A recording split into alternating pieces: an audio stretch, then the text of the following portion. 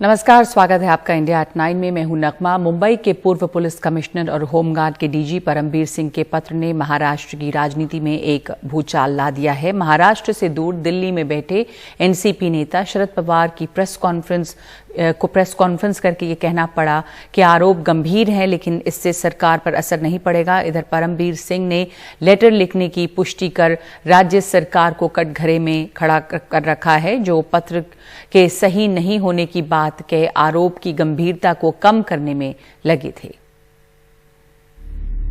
परमबीर सिंह का यह पत्र गृह मंत्री अनिल देशमुख के लिए मुसीबत बन गया है।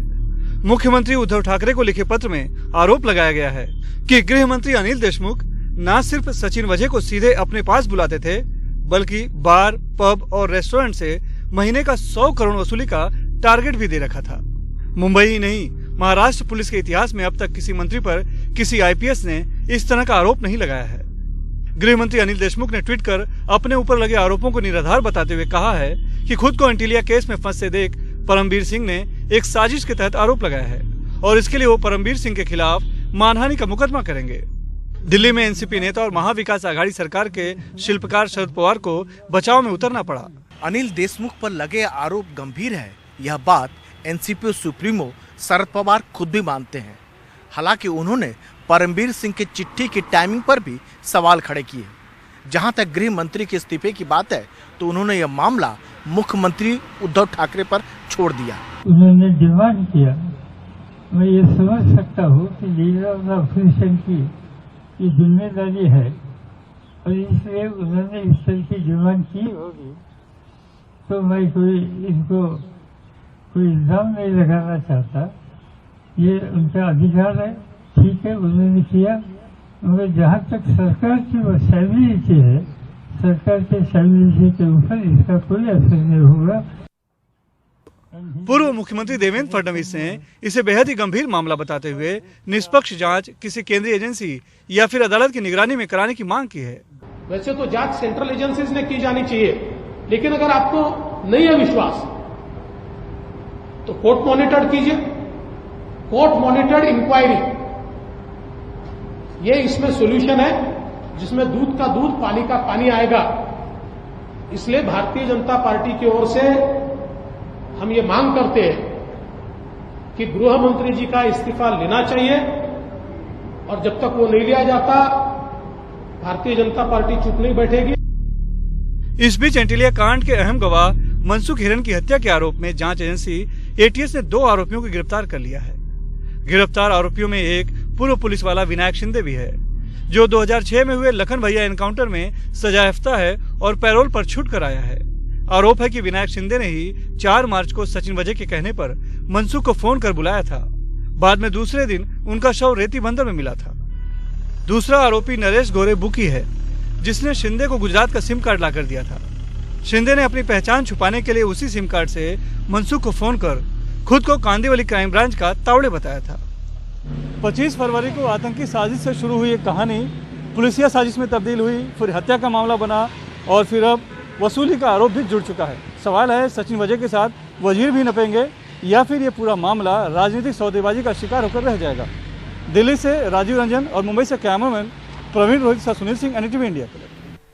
एनसीपी अध्यक्ष शरद पवार ने इस मामले की निष्पक्ष जांच के लिए मुंबई के पूर्व कमिश्नर जूलियो रिबेरो का नाम सुझाया है। हालांकि एनडीटीवी के साथ खास बातचीत में जूलियो रिबेरो ने इससे साफ इनकार किया है। उन्होंने कहा कि सचिन वजे को वापस लेकर कौन आया, इसकी भी जांच हो। साथ ही उन्होंने कहा कि एक जमाने में मुंबई पुलिस की छवि बहुत अच्छी थी, लेकिन अब पूरी मुंबई पुलिस दागदार हो गई है।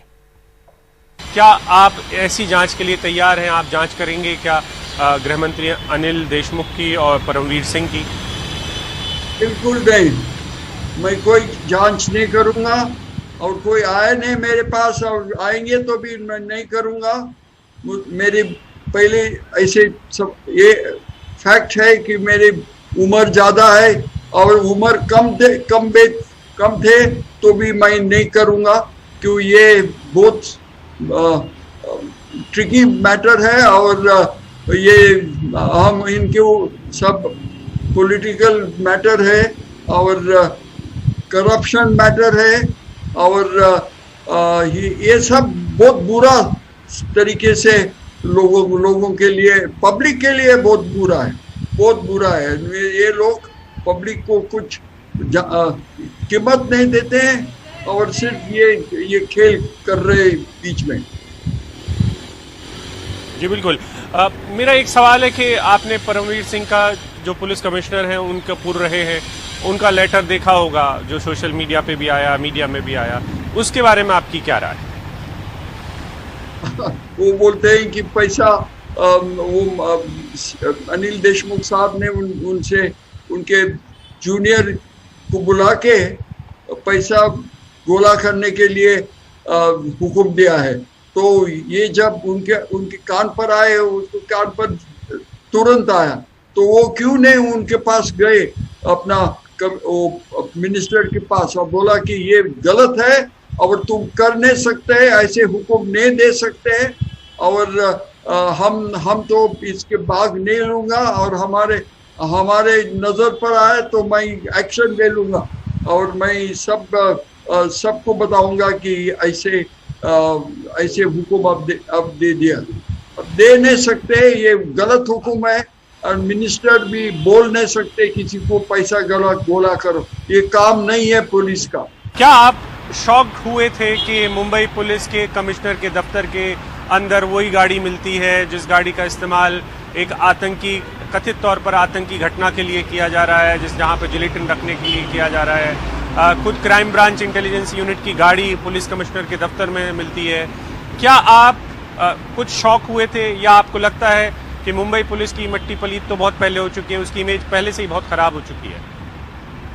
हम कभी, मेरे स्वप्न में कभी ऐसे सोचा नहीं कि पुलिस इतने नीच हो जाएंगे। हमारे बॉम्बे पुलिस इतने बड़ा नाम थे, इवन देश के बाहर भी इतना अच्छा नाम थे, अच्छा सब, उनके प्रतिमा बहुत अच्छा था। अभी तो सिर्फ ये पर दोनों के गलत है, अपना पुलिस लीडरशिप के और पॉलिटिकल लीडरशिप के, दोनों मिलके ये ऐसे ये स्थिति में लाए पुलिस खाते को, और हमारे नाम बिल्कुल बदनाम हो गए। अभी बीजेपी ने बंगाल के लिए संकल्प पत्र जारी किया है। गृह मंत्री अमित शाह ने संकल्प पत्र जारी किया। पार्टी ने कई वादे किए हैं। सबसे बड़ा वादा यह है कि सरकार बनने के बाद पहली कैबिनेट में CAA यानी सिटीजनशिप अमेंडमेंट एक्ट को मंजूरी देंगे। किसानों, मछुआरों के लिए कई बातें कही गई हैं। संकल्प पत्र में कहा गया है कि PM किसान सम्मान निधि योजना के तहत बंगाल के 75 लाख किसानों को 3 साल से कुल 18,000 रुपए नहीं मिले हैं, वो एक साथ सीधे खाते में भेजे जाएंगे। अमित शाह ने कहा कि हर घर से एक व्यक्ति को रोजगार देंगे। नोबेल पुरस्कार की तरह टैगोर प्राइज का वादा किया गया है। गृह मंत्री ने कहा है कि सोनार बांग्ला का सपना पूरा करेंगे। घोषणा पत्र की जगह हमने संकल्प पत्र नाम देना उचित कहा है, क्योंकि एक संकल्प है पार्टी का कि आगे हम कैसे सोनार बांग्ला बनाएंगे, आगे पश्चिम बंगाल की जनता की अपेक्षाओं को हम किस तरह से इसकी पूर्ति करेंगे। ये सिर्फ घोषणा नहीं है, ये संकल्प है दुनिया के सबसे बड़े दल का। ये संकल्प है जिसकी पूर्ण बहुमत की सरकार 2 बार लगातार 30 साल के अस्थायी काल के बाद भारत में बनी है, उस पार्टी का यह संकल्प। हम राज्य सरकार की सभी नौकरियों में महिलाओं को 33% आरक्षण देकर महिलाओं को आगे बढ़ाने का काम। हम PM किसान सम्मान निधि योजना को आगे बढ़ाते हुए 75 लाख किसानों को जो 18,000 रुपया 3 साल से ममता दीदी ने नहीं पहुंचाया है, वो एक साथ कोई कट मनी के बगैर सीधा इनके बैंक अकाउंट में ट्रांसफर करने का काम किया। और उसके बाद हर साल भारत सरकार के 6,000 रुपया जो आता है, इसके अंदर राज्य सरकार का 4,000 रुपया जोड़कर 10,000 रुपया किसानों को देने का काम करें। सभी मत्स्य पालकों को, मछुआरों को प्रतिवर्ष 6,000 रुपये की सहायता देने का काम ये भारतीय जनता पार्टी की सरकार करेगी। हमने तय किया है कि व्यक्ति क्या, सीमा पार से परिंदा भी पैर न मार पाए, इस तरह की सीमा सुरक्षा की व्यवस्था।